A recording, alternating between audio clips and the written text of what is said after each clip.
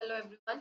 In this, we'll discuss about the concept of power and start our first concept from the unit is law of conservation of mechanical energy.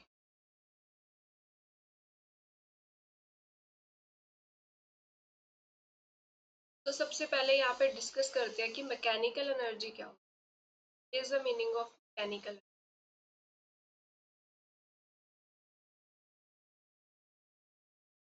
Mechanical energy होती है हमारे पास the sum of kinetic energy and potential.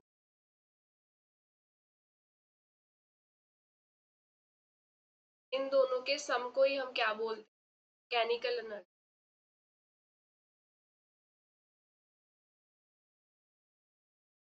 Equal kinetic energy plus हमें यहाँ पे law of conservation of mechanical energy, law of mechanical energy क्या state कर that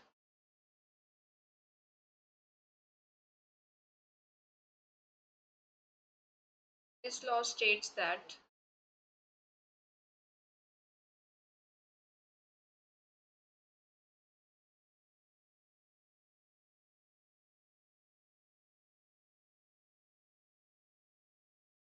for isolated system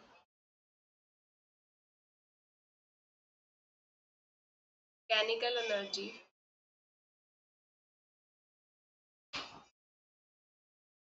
means constant। क्या मतलब है इसका कि जब भी कोई सिस्टम जो है वो क्या है, इसके अंदर है, आइसोलेटेड सिस्टम है वो, ठीक है, तो उसकी जो मैकेनिकल एनर्जी है वो कांस्टेंट रहेगी। मैकेनिकल एनर्जी मतलब जो सम ऑफ टोटल एनर्जी है, यानी कि kinetic energy plus potential, it remains.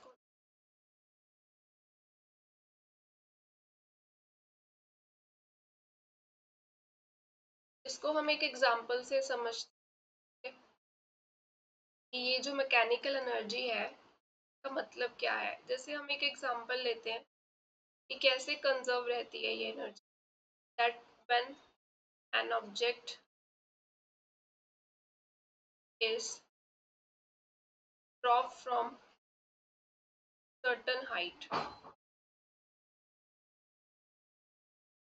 h, क्या किया है, मान लो ये हमारा ग्राउंड सरफेस, यहाँ से h हाइट पे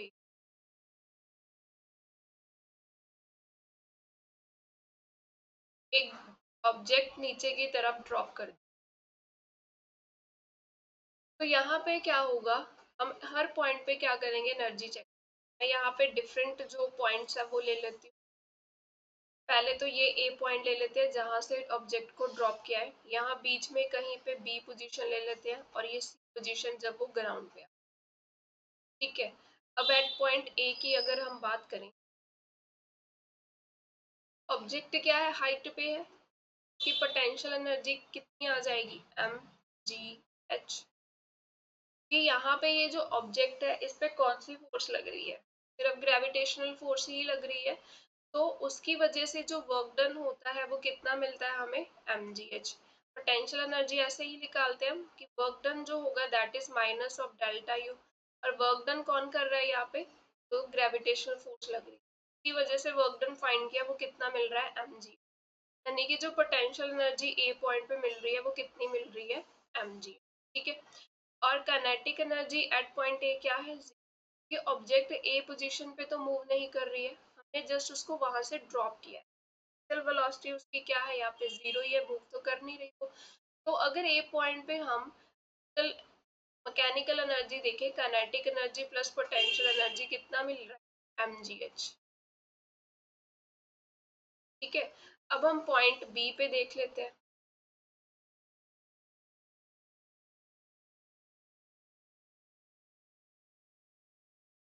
पॉइंट बी पे क्या होगा, देखो ये ऑब्जेक्ट ए से जब बी तक आई, लेट से इसने कितना डिस्टेंस कवर किया, x, ठीक है, तो ये वाला डिस्टेंस कितना बच गया, -6, राइट।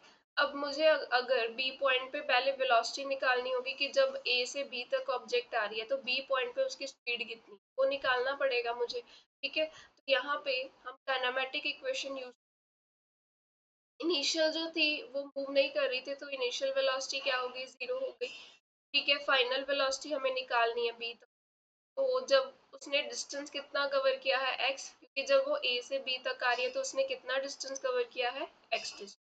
और इसकी ऑब्जेक्ट की एक्सलरेशन क्या आ जाएगी, जितनी एक्सलरेशन ड्यू टू ग्रेविटी की वैल्यू होती है, क्योंकि हम जब भी किसी ऑब्जेक्ट को नीचे फॉल करवा रहे होते हैं तो उस पे उसकी जो एक्सलरेशन होगी वो कितनी होगी, जितनी एक्सलरेशन ड्यू टू ग्रेविटी की वैल्यू होती है। तो यहाँ पे हमारे पास इक्वेशन होती है v square minus u square is equal to 2as, kinematics equation होती है जो इक्वेशन ऑफ, ठीक है। अब ये ऑब्जेक्ट जो है कांस्टेंट एक्सेलरेशन के साथ ही जा रही है, कि इसकी एक्सेलरेशन कौन सी है, जितनी जी की वैल्यू, और जी की वैल्यू तो फिक्स रहती है ना, 9.8 कांस्टेंट रहती है। तो जो ऑब्जेक्ट है वो क्या है, कांस्टेंट एक्सेलरेशन में मूव कर रहा है, तो इसीलिए हम ये इक्वेशन जो है यहाँ पे यूज कर सकते हैं। तो यहाँ पे v की वैल्यू निकालनी है, u इज 0, a की जगह g आ गया और s की जगह x, तो v स्क्वायर की वैल्यू मेरे पास आ गई 2gx। ठीक है, अब बी पॉइंट पे काइनेटिक एनर्जी निकाल लेते हैं, वो कितना मिलेगा, हाफ एम बी स्क्वायर, यहाँ पे half M, this is 2gx, ये 2 से 2 कैंसिल हो गया, mgx। तो बी पॉइंट पे काइनेटिक एनर्जी कितना मिला मुझे, mgx। अब बी पॉइंट पे हम पोटेंशियल एनर्जी निकाल लेते हैं, मैं डायग्राम यहाँ फिर से ड्रॉ कर देती हूँ। ये कुछ टोटल हाइट h थी जहाँ से हमने उसको ड्रॉप किया है, ठीक है, ऑब्जेक्ट को, और 3 पॉइंट्स यहाँ पे लिए थे, ए पॉइंट, यहाँ कहीं बी पॉइंट ले लेते हैं, और ये सी पॉइंट, ये डिस्टेंस x था, ये डिस्टेंस कितना आ जाएगा, h माइनस, राइट। अब पोटेंशियल एनर्जी हमें फाइंड करनी है एट पॉइंट, जब ऑब्जेक्ट बी पॉइंट पे है तो उसकी पोटेंशियल एनर्जी कितनी आ जाएगी, that is m g h minus x. देखो ये ऑब्जेक्ट ग्राउंड लेवल से कितनी हाइट पे है, एच माइनस एक्स हाइट पे है ना, तो एच माइनस एक्स। तो जब हम यहाँ पे टोटल मैकेनिकल एनर्जी अगर देखें तो कितना मिलेगा, this m g x, potential energy m g h minus x, ये कितना मिला हमें, m g x plus m g h minus m g x, ये कैंसिल हो गया, और ये हमें मिला एम जी। तो यानी कि बी पॉइंट पे भी जो मैकेनिकल एनर्जी है वो कितनी मिल रही है, एम जी। अब हम एट पॉइंट सी देख लेते हैं कि कितनी value mill,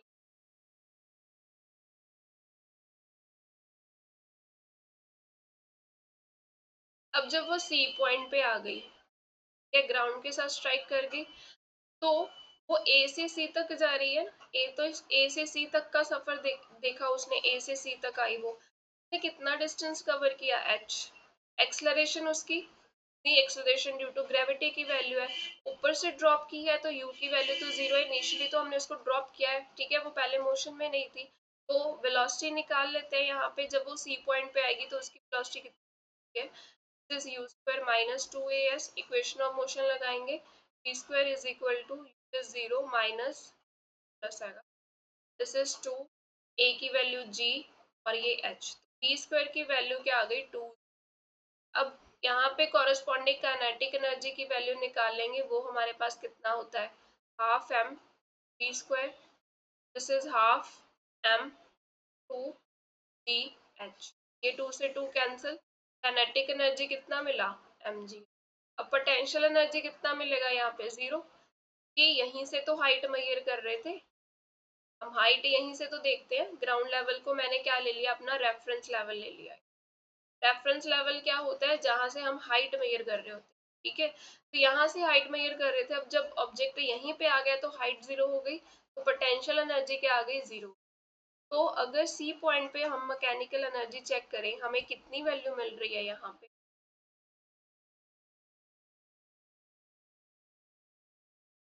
that is mgh plus 0, तो mgh मिल रही। तो देखो हर पॉइंट पे हमने चेक कर लिया, तो मैकेनिकल एनर्जी क्या मिल रही है, mgh, ए पे भी mgh थी, बी पे भी mgh है, सी पे भी mgh है, तो ये यहाँ से क्या पता चल रहा है कि जो मैकेनिकल एनर्जी है वो क्या है,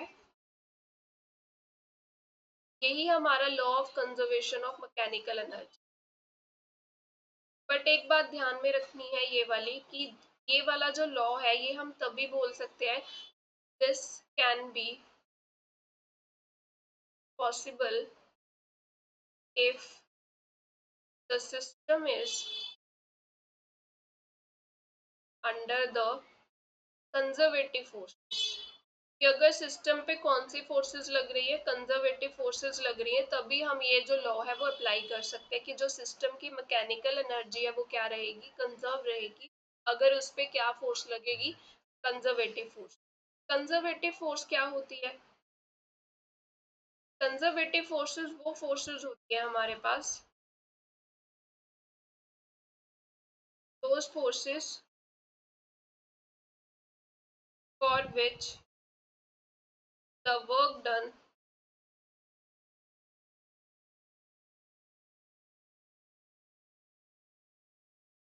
वो फोर्सेस होती है जिनके लिए अगर हम वर्क डन निकालें, ठीक है, work done is independent of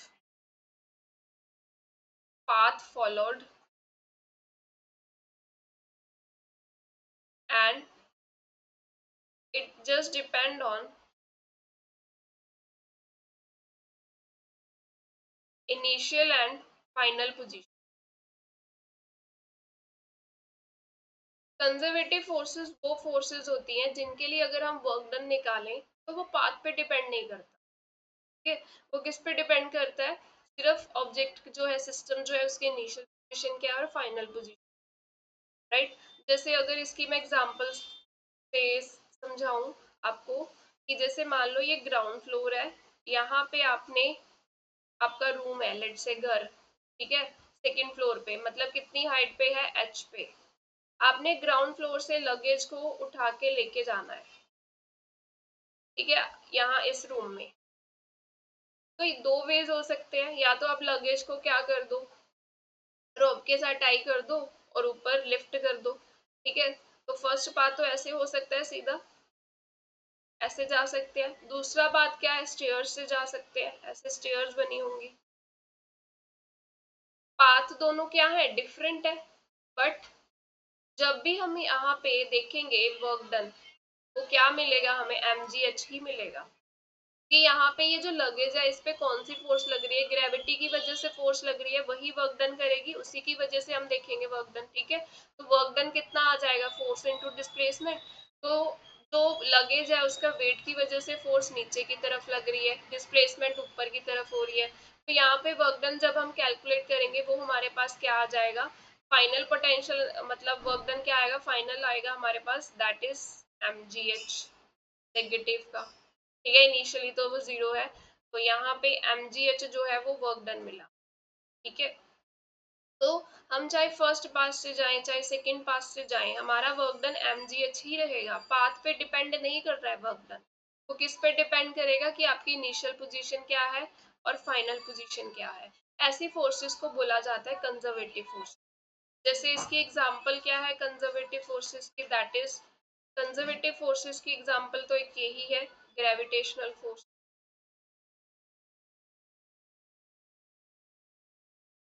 और क्या हो सकती है, इलेक्ट्रोस्टैटिक फोर्स, जो चार्जेस के बीच में फोर्स लगती है, इलेक्ट्रोस्टैटिक, ठीक है। ये क्या है, इसकी एग्जांपल है कंजर्वेटिव फोर्स।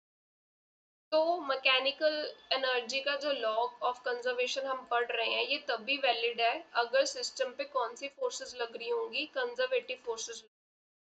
अगर नॉन कंजर्वेटिव फोर्सेस लगी तो ये लॉ नहीं अप्लाई कर सकते, उस सिचुएशन में मैकेनिकल एनर्जी जो है वो कंजर्व नहीं रहेगा। यहाँ पे लिख भी, इफ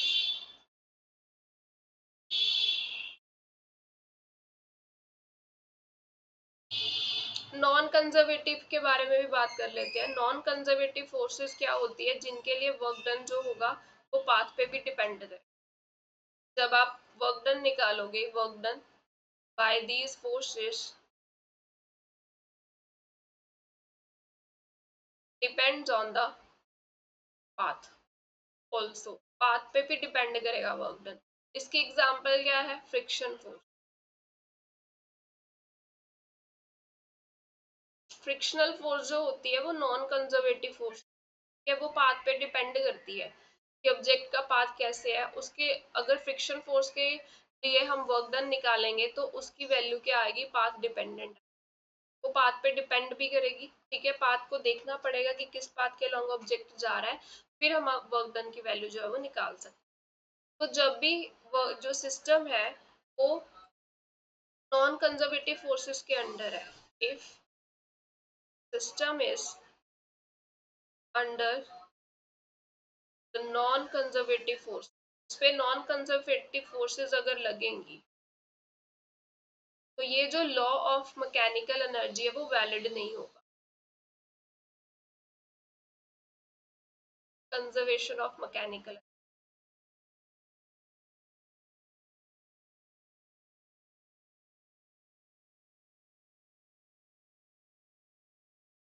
ठीक है, ये बात ध्यान में रखें। नेक्स्ट कंसेप्ट जो है वो हमें देखना है, that is about the power.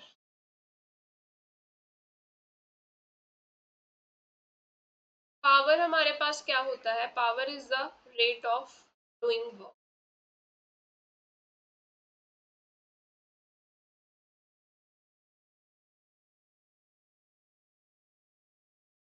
ठीक है, तो पावर को हम क्या लिख सकते हैं, वर्क अपॉन टाइम।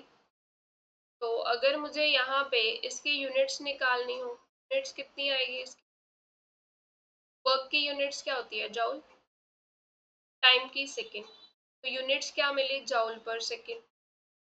अब पावर की एक फेमस यूनिट जो हम पढ़ते हैं दैट इज वॉट, वॉट भी यूज करते हैं।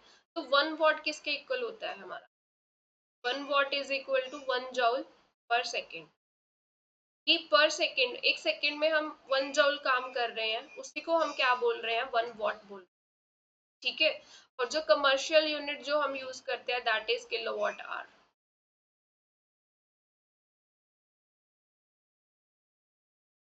तो किलोवाट आवर की जो यूनिट है, 1 किलोवाट आवर किसके इक्वल हो जाता है, 3.6 इंटू 10⁻⁶। ये कन्वर्जन भी हमें याद रखनी है, कई बार कन्वर्जन करनी पड़ जाती है। ठीक है, तो ये कमर्शियल यूनिट है किलोवाट आवर। कि हम एनर्जी कंजप्शन देखते हैं ना कि कितनी एनर्जी कंज्यूम हुई है, तो किलोवाट आवर में हम देखते हैं पावर कंजप्शन। तो 1 किलोवाट आवर की जो वैल्यू है वो कितनी होती है, 3.6 इंटू 10⁻⁶ जूल। अब जैसे हमने देखा कि जो लॉ ऑफ मैकेनिकल एनर्जी है, ठीक है, वो कंजर्व कब रहता है,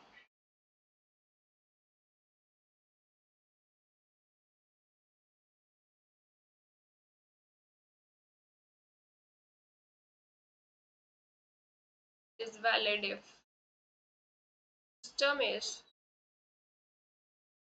अंडर द कंजर्वेटिव फोर्स, है ना, यही था। अब ये जो कंजर्वेशन ऑफ एनर्जी हम पढ़ते हैं, इसको हम ऐसे भी समझ सकते हैं कि कंजर्वेशन ऑफ एनर्जी का मतलब क्या होता है,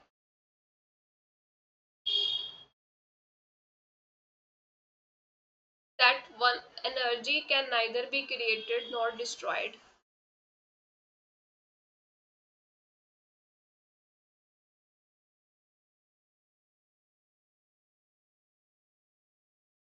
यहाँ पे क्या होता है, it can be converted from one form to other form. कैसे, जैसे अभी हमने जो एग्जांपल देखी, हम क्या कर रहे थे, किसी हाइट से ऑब्जेक्ट को ड्रॉप कर रहे हैं। अब हाइट पे उसके पास कौन सी एनर्जी है, पोटेंशियल एनर्जी थी। काइनेटिक एनर्जी क्या थी, जीरो थी। जैसे ही वो नीचे आएगी तो पोटेंशियल एनर्जी क्या होगी, डिक्रीज होनी शुरू हो जाएगी, और जो काइनेटिक एनर्जी है वो बढ़नी शुरू हो जाएगी। ये ऑब्जेक्ट मोशन में आ चुकी है। अब ऑब्जेक्ट जब मोशन में होती है तो उसके पास कौन सी एनर्जी होती है, दैट इज काइनेटिक एनर्जी। तो ये जो ऑब्जेक्ट है इसके पास इनिशियली क्या थी, पोटेंशियल एनर्जी थी, वो किस में कन्वर्ट हो रही है, काइनेटिक एनर्जी। तो इसी को बोला जाता है कि यहाँ पे क्या हो रहा है कि एक फॉर्म ऑफ एनर्जी दूसरी फॉर्म ऑफ एनर्जी पे कन्वर्ट हो जाती है। ठीक है, यहाँ पे कोई लॉस नहीं होता एनर्जी का, नो लॉस ऑफ एनर्जी। एक फॉर्म ऑफ एनर्जी दूसरी फॉर्म में कन्वर्ट हो जाएगी, बट एनर्जी का लॉस नहीं। ठीक है। उसके बाद एक कंसेप्ट था वर्क एनर्जी थ्योरम, इसे तो हमने ये किया ही है। वर्क एनर्जी थ्योरम हमें क्या बताती है कि जो वर्क डन होगा by the conservative forces,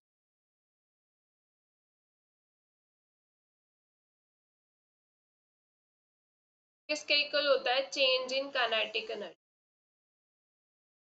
the change in kinetic energy.